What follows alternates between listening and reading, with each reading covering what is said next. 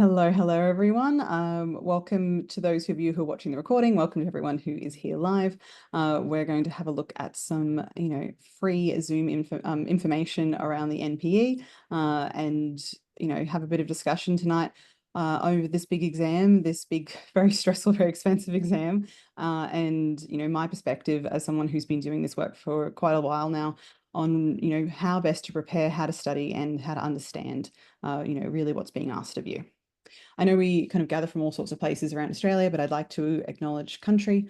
This land was never ceded. In the spirit of reconciliation, I acknowledge the traditional custodians of country throughout Australia and their connections to land, sea, and community. We pay our respects to their elders, past and present, and extend that respect to all Aboriginal and Torres Strait Islander peoples today. And I join you from Niagara and Turrbal Land. Now, this evening, we will be covering a little introduction, looking at understanding the National Psychology exam, some example questions. I think I put in the kind of advertising for this that I was going to do 3, but then I decided to do 5 just because I couldn't kind of narrow it down. We'll look at my approach to the NPE, that is, for the study, and also kind of when you're actually sitting the exam, how to approach the questions. And there'll be some Q&A at the end. So with live questions from people who are here, popping in the chat. And if after this evening you still have some follow-up questions, my contact information will hopefully be associated with this video if you're watching a recording. So by the end of tonight, or the end of the video, you'll have access to a Google Drive, and this is going to include these slides that we're covering today, many relevant APRA documents on the NPE, so like the curriculum, the reading list, the FAQ, there's quite a lot in there. And a lot of the documents from the reading list, not absolutely everything, because not everything is kind of easily digitally available, but what is available, I have kind of corralled into one place. Just makes it a little easier for you. So, everything on those APRA documents is all publicly available. And many of these documents in the reading list will be kind of either easily or fairly easily available, but it's just convenient that it's in the one spot. And for anyone who's here live tonight, if you really feel like watching this video again, you're more than welcome to. So who am I? My name is Jasmine Kelly. I am a psychologist, I'm a supervisor, and I became registered via the 5+1 pathway. I did my undergrad, my first 4 years at the University of Queensland, and I did my 5th year at the University of Southern Queensland. And I think, this training that I received, set me up really well for a career in psychology. I really enjoyed that study in that early phase of my career. And I passed the exam in 2015, which at the time I didn't love because it would have put me amongst the first people to actually sit the exam. And at the time, I just was a little resentful of all the extra work and the expense. But now that I'm a supervisor, I'm actually really, really grateful that this is something that I have needed to do because it means that I'm able to help my supervisees so much better.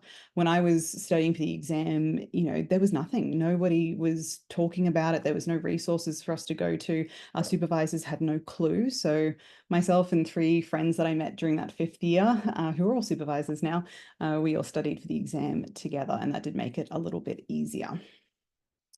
So I think if you went back to 2015 and told me that I would be one day doing this content, I would have laughed very, very hard at you because studying has never really been a strong suit of mine, something that I excelled in, but it's something that became very necessary, trying to become a psychologist. And I was relieved when the NPE was over. Early on in being a supervisor, I had a secondary supervisee who asked for help. She, was seeing me pretty regularly anyway, and just had a couple of questions about the NPE. And we did a little study, and unfortunately, I kind of said to her a couple of weeks before the exam, look, it seems to there be a lot of concepts that to me seem really foundational that you don't have a really good understanding of. Would you consider pushing the exam back so that you can kind of, study a little more thoroughly? Because even she admitted she hadn't done a huge amount of independent study. And, she said that she agreed with me, but she really wanted to go home and visit family in the country that she was from. So she just wanted to sit the exam, hope, and deal with the consequences later. Well, unfortunately, she did fail that exam.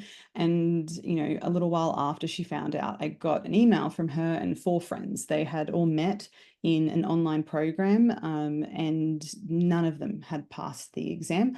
None of them, had found the process of studying together in that online program to be terribly easy.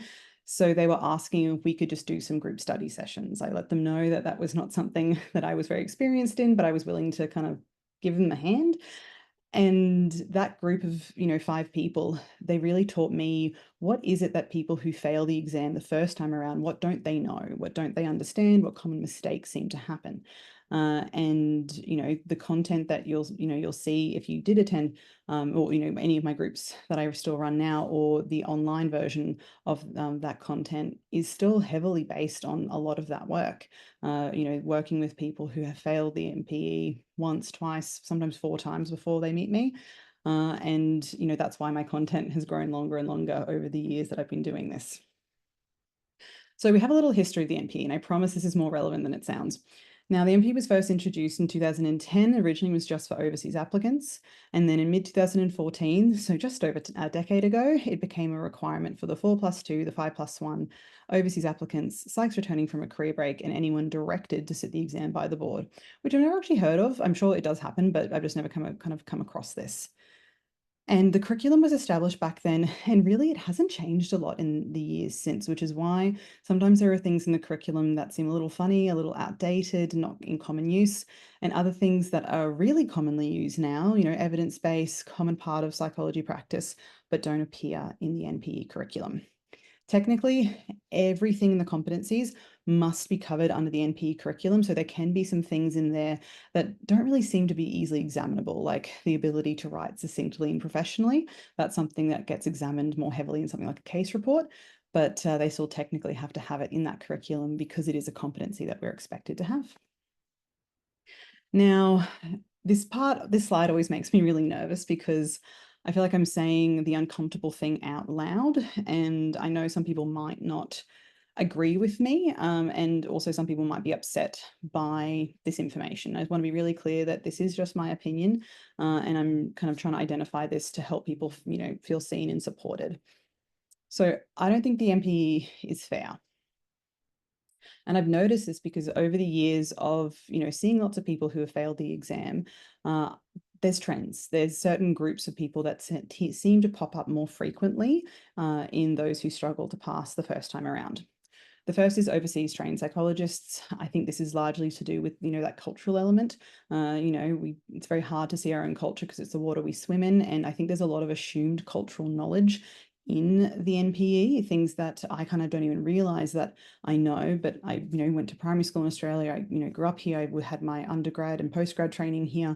So information about the history of First Nations people, or, certain issues, certain media things that pop up, that they turn into NPE questions, is just part of my foundational knowledge, whereas overseas trained people don't have that same advantage. And I think that does make some of the NPE questions harder. The other element to that is language. Now, obviously, the NPE is administered in English, and I think that to be on this pathway, you need to have demonstrated that English language proficiency, but it's the speed. It's so many questions. It's 3.5 hours of very intense reading. And if English is your second language, it may be much harder for you to do this exam at the pace that you need to. So yeah, sorry. English as a second language is a category that I see as well. And obviously not everybody who has English as a second language is overseas trained, but a lot of people are.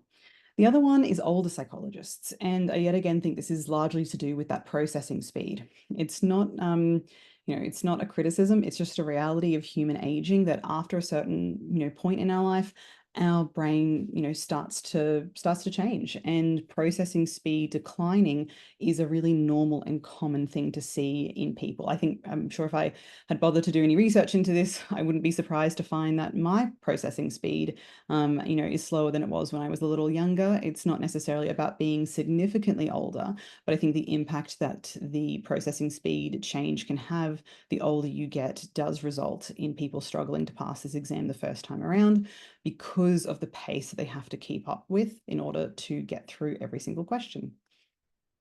So if you are part of one or all three of these groups, I don't want you to be discouraged by this. I do want to validate you if you have had this experience of failing the exam, But I also want to let you know that I have seen many people from these categories absolutely go on to pass the exam and do really well, but it's good to acknowledge that it might be a little bit harder for you, and doing a little bit of extra preparation in certain ways can help to alleviate some of these common issues. Obviously, the better solution would be for APRA to change the exam, to change it to be more in line with its original purpose and to not unfairly disadvantage people. But I'm not APRA, I can't control these things, and so the best I can do is this. So, what is the purpose of the NPE? Now, this isn't kind of hopefully a controversial opinion or even a unusual one, because APRA tell us, if you look on their website, they actually state very clearly in black and white what is the purpose of the NPE. And this is what they say. These are the very first words written. The exam helps to protect the public. Remember that. Every question you read, every time you're studying for the NPE, that is truly what they are looking for. It's not, just are you competent at using this measure? Do you know how to work with this population? Can you do psychometrics? It's asking you, can you do all of those things in a way that protects the public, in a way that is in line with our ethical training? Can you demonstrate to them? So it's aiming to protect the public and ensuring suitably trained and qualified psychologists in a competent and ethical in the exam also helps to ensure a consistent professional standard of psychologists nationally. So I know it's in the title, so it seems a little obvious, but yes, this is a national exam. So that means that everybody who sits the exam will get the same questions. And that means that anything that's affected by state or territory legislation or rules generally doesn't really appear in the NPE, because it's just not reasonable to expect the psychologists in WA to know what the rules are in the ACT. And so much of our work, whether it is because of state policing, state health, state legislation, does vary. Mandatory reporting, abuse and neglect, the way we handle these things does vary, considerably from place to place and job to job. So you won't see a huge number of questions that, where the answer could vary depending on the place that the person is practicing. There are some things that are national, like, rights of the child, and things like that, which we will cover in my program. But yeah, in a lot of ways, a lot of that mandatory reporting stuff is, too local, and that's why it doesn't appear a lot in the NPE. So I want you to think about this exam as an ethics test. Every single question is asking you to demonstrate your ethical best practice. That's really what this whole thing is about. APRA's biggest fear in life is that somebody, a psychologist, is going to do something that will harm the public, and they will be blamed. People will view it as APRA dropping the ball. So APRA want to be able to point to as many things as possible to show that this is not their fault.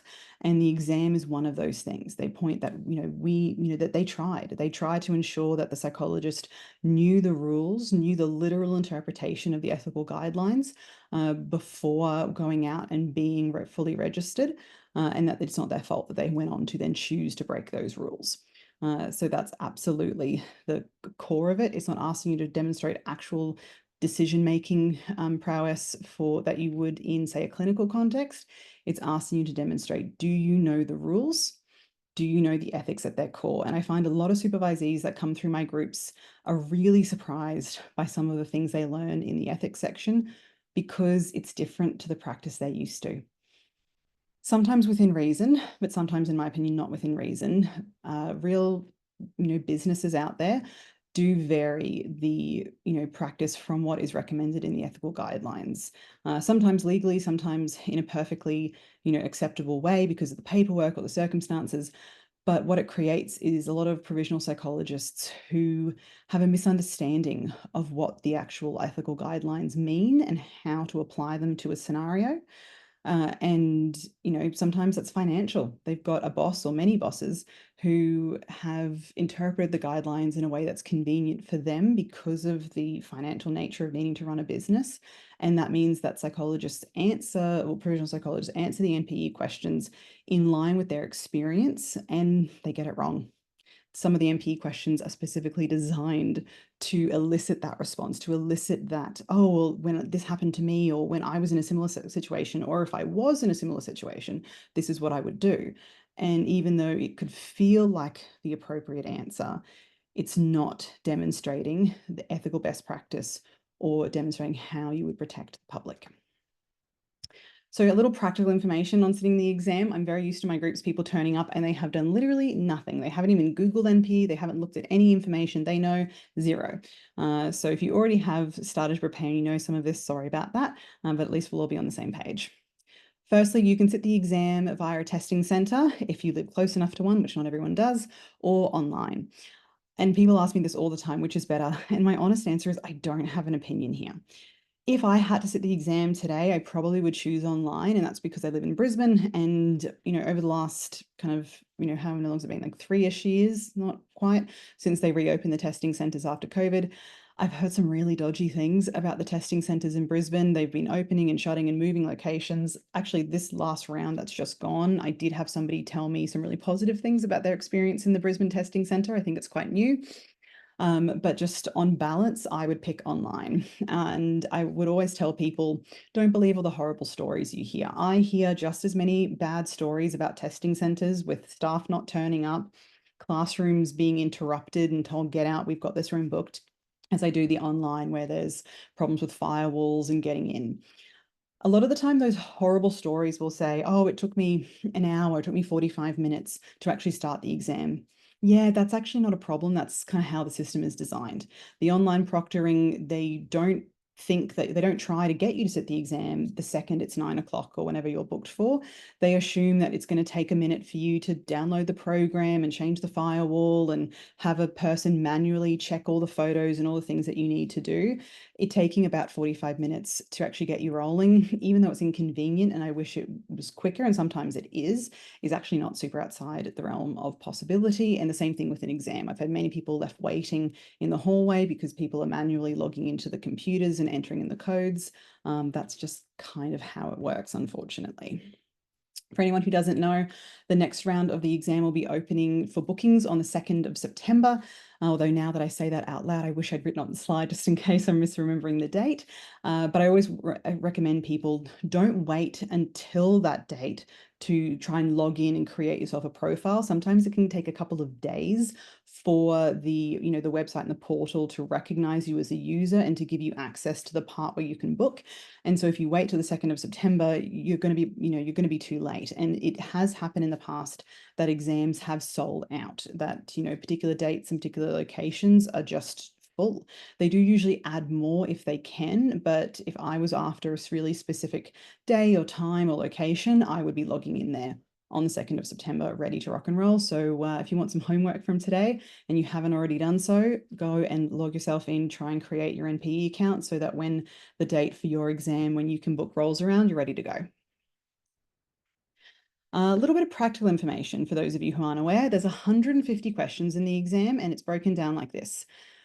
30% for ethics assessment and intervention, with the remaining 10% going to communication. Now, once upon a time, communication was like, the ignored child of this family. I didn't even really bother covering it a lot in my trainings originally. And that all changed in about November last year.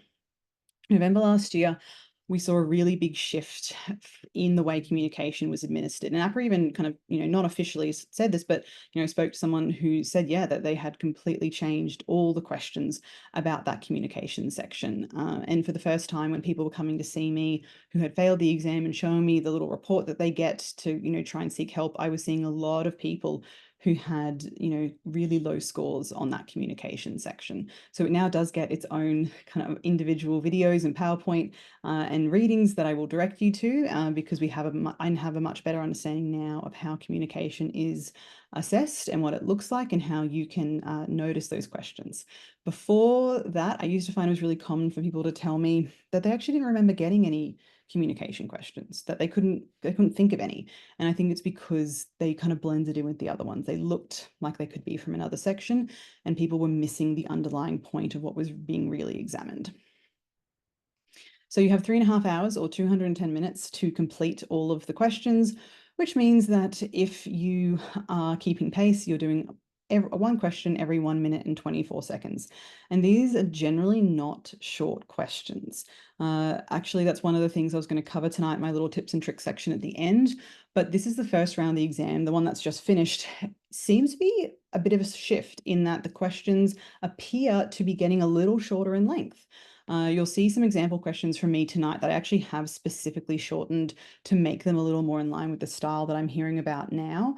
But the questions that you'll see in my kind of online content, they represent the kind of way I remember the questions being, and also in line with the feedback that I get, from people. I'm often asked, are my questions similar in style to the real NPE questions, which is obviously difficult for me to answer. It's been 10 years. But I ask people who have sat the exam, and overall, I've always had the feedback that generally, yes, my questions are very similar in length and style to the real NPE questions.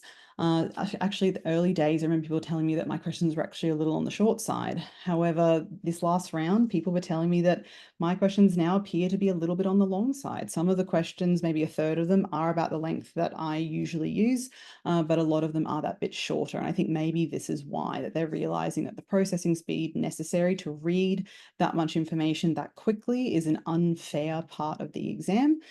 So you'll see tonight in the example questions we'll look at together, that I have shortened them a little bit, but that'll be an interesting thing to see if that trend continues, because sometimes I hear that there are certain trends or issues that pop up in an exam and then it never seems to happen again. So I'll be interested to see what happens after November, and if that trend of the questions being a little briefer will continue. So you can flag the questions and return to them. I really don't recommend this. I find that for most people, just doing the questions, as you go and processing each one properly is the best way of doing it. Going back, you're going to second guess yourself. Maybe you'll be tired now and you'll be misreading information. I think if you're going fast enough that you've got time left over at the end to be reviewing everything, maybe you went a little too fast the first time around. My suggestion for the flags, though, is if you want to use them, make sure you answer first. Because if you don't answer a question, you will definitely get it wrong. And if you don't have time to review your flagged questions, as many people tell me they don't have time for that, you will be getting questions, incorrect because you didn't answer them. I'd say flag a question if it makes you feel angry, makes you feel frustrated. If you look at the question and think, oh, this is bloody ridiculous. Why have they written it this way? I hate this question. Pick something, flag it, move on. Maybe at the end of the exam, you'll feel a little calmer, a little more centered, and you'll be able to review that question and see if you've chosen the best answer or if you maybe need to pick something else. But yeah, I don't think the flags are super useful. Better off just processing each question at a good pace, accurately the first time around. For those of you who don't know, you need to achieve at least 70% of correct answers in order to pass the exam. That's because APRA think that you should get 20% just by being a monkey who can press buttons, randomly, and they would like you to get at least 50% of the questions actually correct based on knowledge, hence how we got to this number. You can request reasonable adjustments to the exam. That might be alternate conditions, additional time, more breaks. And I've had many supervisees do that and tell me it's a generally fairly easy process, not always, but it does take time. So if you think you might need some adjustments, I would absolutely encourage that. The best place to kind of start that point is to look at the FAQ document from APRA about sitting the exam and look at the practicalities. If you see you're only allowed one toilet break and it can only be 5 minutes, and that because of a medical condition or whatever reason that is not going to work for you, you need to start the process of asking for a reasonable adjustment and getting the documentation to back it up. I've had quite a few people do this for lots of different reasons: additional time, more breaks. I haven't heard of anyone managing to get them to agree to administer the exam on paper instead of via the computer due to vision, but I've certainly considered it probably a reasonable adjustment for some people. So if that's you, if you would like to do that, please get in touch with them. If you have questions about that, about, how the process, about, is there going to be stigma, all that kind of stuff, have a chat with your supervisor, or you can get in touch with me. I'm always happy to answer those kind of questions. So structure. Each question has 5 possible answers. Most or many of the questions will start with a vignette or a little story. Make sure you then read what I refer to as the little question. So that's those kind of, that sentence all those words where it says, what should you not do? What's the most important next step? What should your next action be? These are all very different questions. Read that little question very, very carefully. And then watch out for the red herrings. They love to throw in answers that is content that they have made up, things that don't exist, content that is not on the curriculum, so it definitionally can't be the answer. If you don't recognize it, it's probably just something they've thrown in to try and trick you. Because I can understand that feeling. Maybe you're not very knowledgeable about personality disorders, and then you see an answer and you think, oh, I don't know what that means. I didn't study that, but it sounds really correct. That could totally be a thing that I just don't know about. Obviously, that's possible, but I would be more inclined to guess that it's a red herring. Go with the answer that makes sense to you and demonstrates that best practice. This is always a tricky one to explain. So your instincts will change. I get a lot of people contacting me right before the exam because they've lost all self-confidence. Every practice question, every study they do, they feel like they're getting the questions wrong. And it's because the strategy that's going to get them to the best answer on the page has changed. Early on, you'll be looking at questions, you'll be looking at the answers, and you'll probably, hopefully, identify the top two contenders. The top two is the actual correct answer and what I refer to as the obvious wrong. This is the answer that seems really obvious and maybe is representative of real life practice, but is actually tricking you. And it seems obvious that you want to pick it, but it's not correct. Usually people pretty early on figure out that they keep choosing the wrong one. They think, oh, is it A or B? And they go B, and then it's A. So at some stage, people go, oh, I know what to do. I'll switch. I'll look at the question, I'll look at the answers, and I'll go, it's A or B. I think it's B. Hold on. I'm never right. I always pick the obvious wrong answer. I'll switch. I'll go with A. And they're happy because that strategy works. A is the correct answer. Yes. And then the phone calls to me come because towards the end, your knowledge, your instincts have all changed. You're better at this now. You're better able to identify the answer you should choose. So you look at a new question and you go, A or B, A or B. I think it's A. I really think it's A, but I'm never right. My first instinct is always the incorrect one. I'll go B. And then you're wrong. And people freak out because they're getting all the questions wrong and they don't know what to do. So my suggestion is your instincts have changed and you need to have a better understanding of why you want to choose that answer, not just what instinctively feels right. That you need a better strategy for putting those questions in a hierarchy so that you can make that informed choice to pick an answer on, yes, based on your training and knowledge, but with a specific reason, not because it feels or seems like it's the answer that you should choose. Oh, here we go. Example question time. So obviously, I'm pretty sure it's against the rules for anyone to share exact exam questions. And keep in mind, I sat the exam 10 years ago, so my ability to remember things accurately word for word is not probably very good. But this is something that I experienced. I remember getting a question similar to this so clearly, and that's because it was so short. Look, no vignette, yes. And I was relieved to see a short question because I was getting tired. My eyes were getting tired, my brain was getting tired. I was a bit sick of all the really long questions. And I read this question and I got to an answer and then I picked it and moved on, and I was halfway through the next question before my brain went, hold on, you didn't read all the answers. And I went back and I had a look and I realized I was wrong. So everyone have a little read. I know some people find it annoying when I read the questions out loud, but just bear with me because I also do have a couple of supervisees who have vision impairment. And so reading these slides is difficult for them. So I'm going to read the questions out loud. Or if you're listening to this video like it's a podcast, good on you. So I'll read the questions and everyone else just maybe mute me if you want to. I'll hold my hand up when I have the answer, or you'll see it on screen. What are the correct steps in order of an intervention based on cognitive behavioral therapy? 1, psychoeducation, rapport building, cognitive restructuring, and then behavior change. 2, cognitive restructuring, rapport building, psychoeducation, and then behavioral changes. 3, rapport building, cognitive restructuring, psychoeducation, and then behavioral changes. 4, rapport building, psychoeducation, cognitive restructuring, and then behavioral changes. Or 5, gain informed consent, rapport building, psychoeducation, cognitive restructuring, and then behavioral change. If anybody in the live audience feels keen, if you want to put what you think is the answer in the chat, you're super welcome to do so.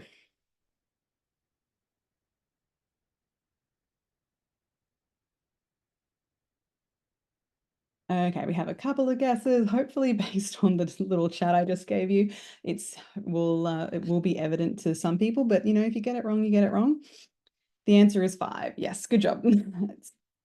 This is what stuck me, because I saw this question and I got to answer number 4 and I was like, that's it. I remember studying this. That is word for word the answer. And I went to the next question and I had to come back, because this question is not about, do I know the correct steps of CBT? It's, can I do the correct steps of CBT ethically? We are picking the best answer on the page, and just because it's correct does not mean it's best. 5 is our best answer because we're gaining informed consent. And at the time, this question really annoyed me, because I thought, oh, for God's sakes, of course I gain informed consent before I do an intervention. I'm also wearing pants when I walk into a room and see a client, and I don't swear at them. None of that's in the answer. It seemed kind of insulting that, we would need to, in such a, litigious way, document this kind of thing and give these kind of answers, and it wasn't being respectful of the assumptions about my ethical practice as a psychologist. But that is what this exam is about. It's about your ethical practice as a psychologist. It's not about you as an individual. Pick that most ethical answer. Next question. You are referred a new client, Rocky, born on the 25th of April 2017. I wish I knew anything about star signs, because then I could tell you what star sign he was. After intake with Rocky's parents, you decide that an assessment for possible intellectual disability is indicated. Rocky has been screened for hearing and vision issues with no deficits found. You gain informed consent from both parents on the 1st of March 2023. What is the best next step? 1. Administer the WISC-5 across 2 sessions to allow for appropriate breaks and account for fatigue. 2. Conduct an in-class observation before administering the WISC-5. 3. Administer an SDQ to parents and teachers to determine Rocky's relative strengths and weaknesses before administering the WISC. WISC-5. Answer number 4. Administer a WISC-5 followed by a WIAT across multiple sessions to assess cognitive ability and achievement. Or answer number 5, administer an ABAS to Rocky's parents and teacher. Have a think. If you have an idea of an answer, feel free to pop it in the chat for everyone who's here.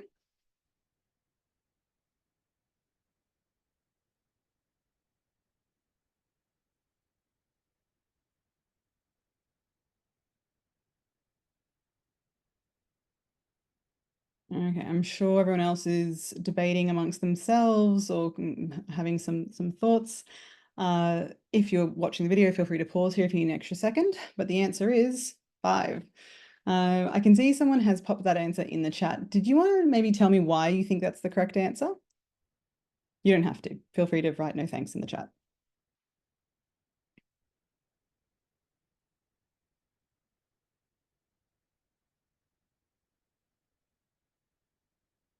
Nope. Cool. Sorry if you're having technical issues and you're trying to answer me. I can't see anything in the chat or hear you. But anyway. Oh, there we go. Sorry, you're muted. Oh, whoops. Sorry, Stacey. Do you want to try unmuting?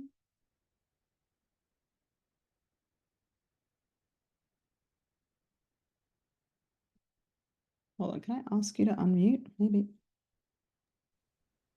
Okay. So There we go. now I can speak. Okay, so naturally when there's an ID, they have to score below a certain percentage, which is below 70, or if you're using your discretion, 70 plus 5, because that's what the DSM says. It's to clinician discretion. But if an ID is being considered, then you would administer an adaptive behavioral function thing, and to see about what their global composite number of functioning is. So yeah, that's it. Absolutely. Do you see any reason why we couldn't go on to administer an ABAS to, any reason we couldn't administer a WIS to Rocky? You would always do the whisk to administer um an ID first, and Mm. if their full scale IQ is below that, that magic number of 70 or 70 plus 5, depending on what's going on, then the next step is to do the ABAS. So you do the ABAS after you do the whisk. Um, yeah, well, where I work, that's how we do it, but some practices will do it at the same time. Okay. All right, interesting. So I always love when we can get to a correct answer in multiple ways, but there's actually something going on here in this question that means that we could not do a whisk on Rocky. It's not possible for a whisk to be done on Rocky. So only an answer that doesn't include administering a whisk would be an appropriate answer in this case. Anyone who is here live, can anyone tell me why? It's okay if you can't, it's a hard one. Can anyone tell me what is the age range of the whisk?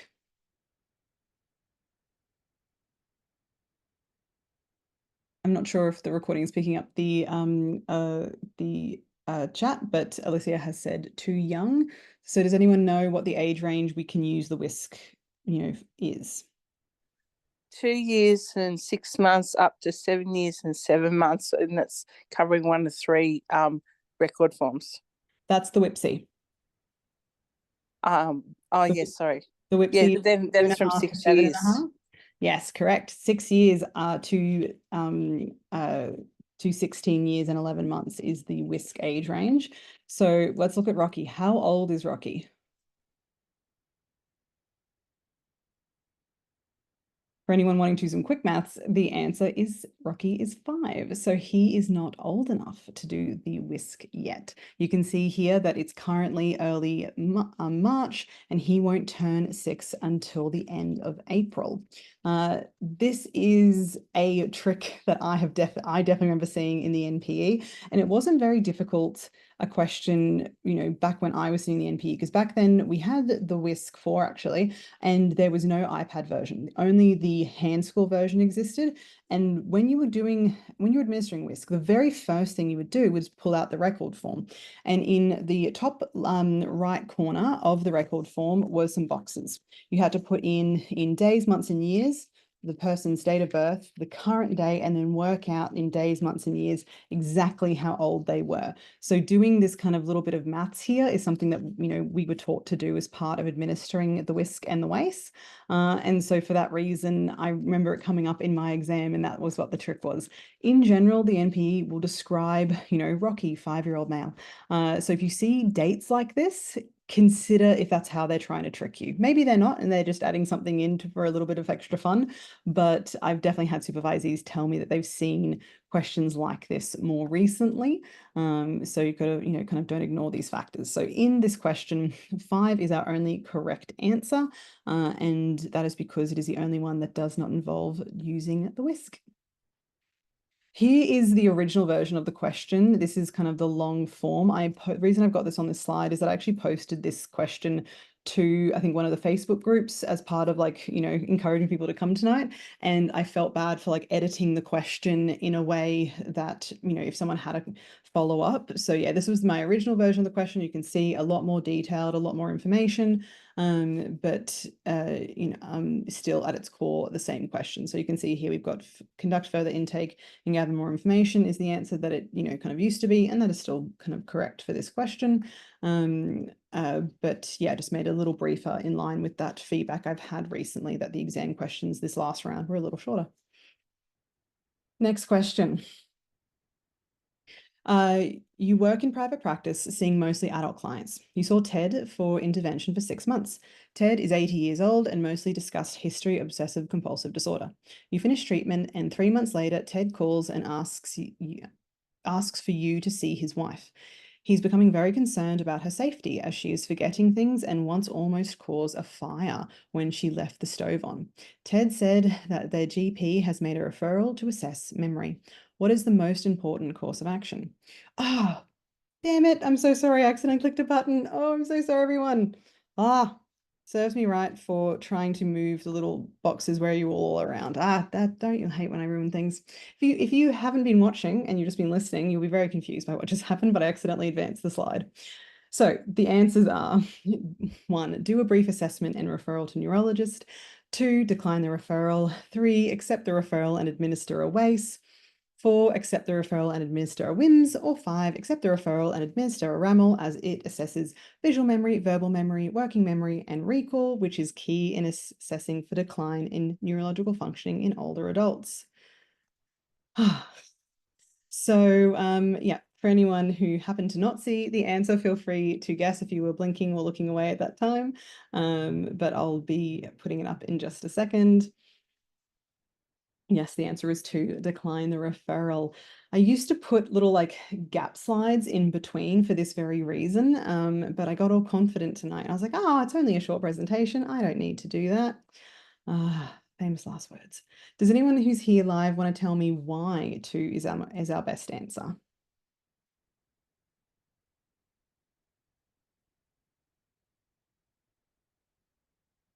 It's all good. We can talk about it after I turn the recording off.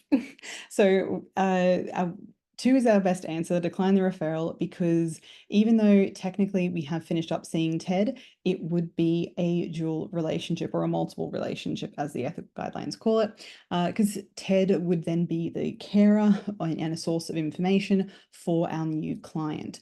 Because who knows what's going on? Maybe Ted sucks. Maybe Ted has been abusive to his wife, and this is one of the ways he's doing it. He's trying to convince everyone that and she's forgetting things and that, she should have her car keys taken away and she should be given access to the bank accounts anymore. And she really needs this assessment done because, she does seem to be getting dementia. There's a family history. And she goes, no, there's not. And you go, yes, dear. So technically Ted would be a source of information because we like Ted. He's the sweet man with the, that wears bow ties and comes into sessions. It would be very difficult for us to, do a good job by our new client, gathering information from appropriate sources and assessing her. The other thing is, what if, we're doing a couple of different sessions to, really thoroughly assess memory, and then Ted says, oh, I'm really sad and depressed because, my wife and best friend is, apparently getting very sick and I need to come back and see you. Can I book a session? And you have to go, no, Ted, I don't care that your wife might have dementia. You can't come and see me now because she's my client and you're not. Go find a new person. That's mean. That's abandoning him in his time of need. So yes, this would be a multiple relationship and a very bad idea. We do not accept the referral. I can guarantee you if I was given this question when I was in the NPE, I would have picked 5 because I'm not very good at memory assessment, in my opinion. I'm not great in working with older adults as far as like the volume of experience. And I probably would have been like, look at all that information. It's so detailed and seems so correct. 5, and I would have been absolutely wrong. Let me advance to the next question. I'm going to try and like hold my hands so I don't touch buttons. You work in a remote community providing assessment and intervention to children and adolescents. Most of the clients are of Aboriginal descent and live just outside of the main township. The local school has 2 teachers and they make referrals to you often. One of the teachers has reported concerns about a child in their class, Lily, 8 years old. Lily is described as disruptive, with bad behaviour and poor engagement in learning at school.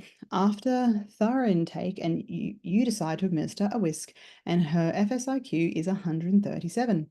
During the first assessment session, you notice that Lily is not wearing shoes and her clothes are visibly dirty. What would the best initial hypothesis be? 1, Lily is not being cared for. You should make a report to child safety about possible neglect. 2, Lily has oppositional defiance disorder and requires behavioral modification.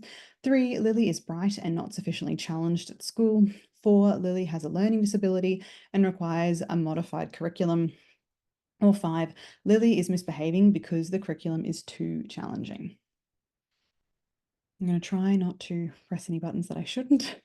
And if anyone wants to pop their answer in the chat, feel free to do so.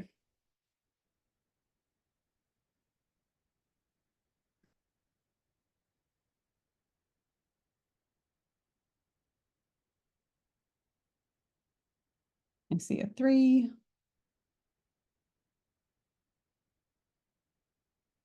Yes, that is the answer. Lily is bright and not sufficiently challenged at school. So the evidence we have for this is really essentially her FSIQ. She's 137. That is incredibly high, over 2 standard deviations above the mean. That definitely advanced. And the reason I chose this question for tonight is that it demonstrates something I refer to as the sister questions. And that is where you'll find in the NPE, they take one vignette like this and they alter it slightly in either this last question or the possible answers to make the question, into 4 or 5 different questions. And sometimes what you'll see is that the question becomes all about about the fact that she is of First Nations descent, and it's for communication section, and it's all about reporting and the teachers being racist, and maybe even some of the answers are racist. I actually did originally have a fairly racist answer in this question, and then when I remembered I was going to record all of my content and put it online, I was not comfortable with the with like a video of me and an audio of me saying those words out loud on the internet. It seemed like a really bad idea, so I changed the answer to be less racist. But you will see that in the exam. They are trying to, elicit, you to do the wrong response. And I would love to say no psychologist would ever, say or do anything racist. Unfortunately, just statistically, it's not terribly likely. So yeah, you might see this. Overall, in general, a whisk is really not an appropriate psychometric measure for Lily. It is not culturally rated for use with Aboriginal kids, but obviously in this particular case, we've used it, and that means that 137, is essentially kind of maybe even a low number for her true cognitive ability. That, the whisk is designed to try and get the best possible performance out of the child, and this measure is not culturally rated for Lily and, may not even be in her first language. So she's scoring 137 on a measure that isn't designed for her, meaning that maybe if she was using a measure that didn't have cultural bias or was designed, with her language and culture in mind, she might get even higher. So in general, when it comes to the NPE, this is a big sticking point. And I was at a conference recently listening to the lovely Tracy Westerman, and she pointed this out. She said that a competence of the, that is being examined in provisionals is that cultural awareness and, knowing that you should only be using assessment measures that are rated for use with that population. And then in the next breath, she pointed out that none of the measures on the NPE curriculum are culturally rated for use with First Nations people. I had someone ask me the other day if that was definitely true, and my answer to them was like, I really kind of trust Tracy Westman. She's a kind of very prolific public speaker and extremely smart lady. The ones that I'm aware of, I absolutely agree. I've never, kind of done research into one of the many measures on the curriculum and found that it is culturally rated for use with First Nations people, but I can't kind of say that I've gone through and systematically done extensive research into every single one to ensure that. But yeah, it seems right, and I'm pretty sure it is correct. Next question. You're working in an EAP, seeing mostly FIFO workers and their family members. A new client, Tina, 33-year-old woman, attends and discusses ongoing conflict in her relationship caused by jealousy and accusations of infidelity. Tina feels like her partner never listens and doesn't want to talk about fixing the relationship problems. To gain clarity, you say, "It sounds to me like you are blaming your boyfriend for all of the problems in the relationship. What could you do differently?" Suddenly, the client is visibly upset and walks out of the session. You later hear from your manager that the client complained about you. 1, you did not complain about you because 1, you did not display positive regard for the client. 2, the client felt you were pressuring her to leave the relationship. 3, you jumped to conclusions about how the client felt. 4, you use heteronormative language. Or 5, you had lettuce stuck in your teeth and the client finds your lack of dental hygiene offensive. You will also see kind of jokey answers occasionally popping up in the exam as well. Okay, I'm seeing some answers from the chat. Feel free to add if anyone else wants to. The answer is 4, you use heteronormative language. Now, this question, it pisses people off. And obviously, it is against the rules for anybody to knowingly share exact questions from the exam. So this is not an exact question from the exam, but maybe familiar to some people. No idea why. And you can see here, so in the statement, which obviously don't agree with the statement, don't love the statement, you can see that the psychologist, you in the scenario, has used the term boyfriend, but actually nothing about the question indicates the gender of Tina's partner, even specifically refers to them as partner earlier on. So we have done heteronormative language where we have assumed that Tina, being a woman, is in a relationship with someone that we would describe as a boyfriend. We've assumed the gender of her partner, we've assumed her sexuality. So 4, used heteronormative language is our best answer. And this one comes from the communication section, not that I think that particularly matters. And that's what it is kind of getting at. Okay, that is my last example question for this evening. Few random tips. This most round of the exam, I had a bunch of people tell me that they essentially had a question asking what is an effect size, and or asking kind of to compare 2 different studies and which one was found to have more significant results. And the only measure, the information given was the effect size. Basically, effect size is from 0 to 1. The closer to 1 it is, the better, the stronger the correlation. So that's what effect size is. Should you use the whisk or the whipsy is something that seemed to pop up in a few questions. Essentially, the answer is, age. We've already talked about the age overlap with that measure. So it's only applicable, this question is only applicable to people who are age 6 to age 7.5. And basically, if you are looking for a suspecting ID, whipsy is a better measure for a few reasons. If you want to know why, I can explain that another time. Another question that I've seen a bit of a theme about is what is more important, that should say, your employed position or contractor obligation. So you work as an employed psychologist at one place and you're a contractor at another business, and you have kind of conflicting obligations. You have to essentially pick one over the other. What should you do? Lots and lots of questions about work cover, about EAPs, and about working in schools. A few questions about psychoanalytic approach to therapy, which I think is interesting. I've never really heard that one before. That was a new kind of, topic that seemed to pop up, which I thought was interesting. It makes me want to beef up my psychoanalytic section. And agoraphobia was examined, which I find really hard to wrap my head around, because agoraphobia is not on the list of DSM diagnoses that are supposed to be covered in the exam. It's not on the curriculum. Which I've confirmed with a few sources. So I don't really know what that one's about, but just warning people, maybe look at the diagnostic criteria for agoraphobia just in case.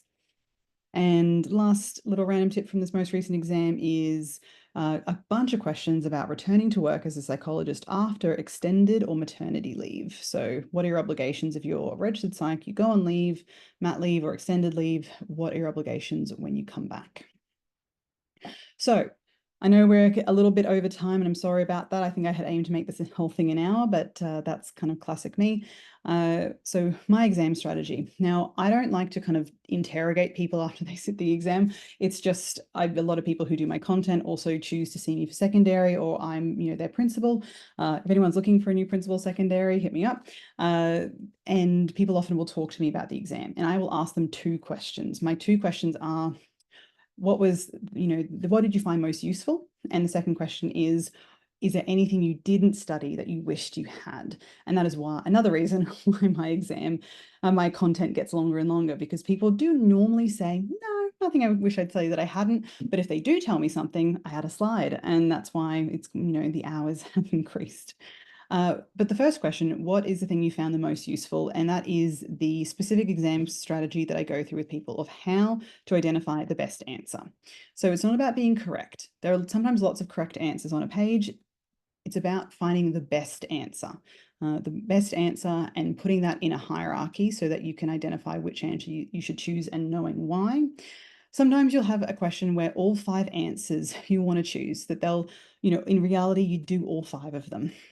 Sometimes you'll have a question where you look at all 5 answers and you think, no way. I don't want to do any of that in real life. I wouldn't do any of that. I don't want to choose any of those answers. And you're going to feel really, really frustrated. And you're going to need a method for figuring out how to order those questions. And I probably would be a bit of an idiot if I was trying to sell a program and then I just, gave away for free the one thing that I've spent years developing that people tell me is the most useful. So you will have to do my course in order to find out the details, but I obviously have hinted a lot tonight about ethics. So obviously that's going to be part of it. So that's a free kind of takeaway for you. If you do want to do my NP course, I'll keep this section really short because I don't want this to feel like an infomercial. It's 5 topics: preparation, strategy, ethics, assessment, intervention. I'm almost finished on a little diagnostic section to go along with that, so DSM kind of stuff, and communication. There is over 60 questions spread across those sections, which is also available in like a separate kind of, just standalone thing. If you want to review those, you can buy all this stuff separately or all together, up to you. Infomercial done. Oh, sorry, 10 hours of video, and there's a little thing about it. All right, so I'm going to stop screen sharing and break into the Q&A.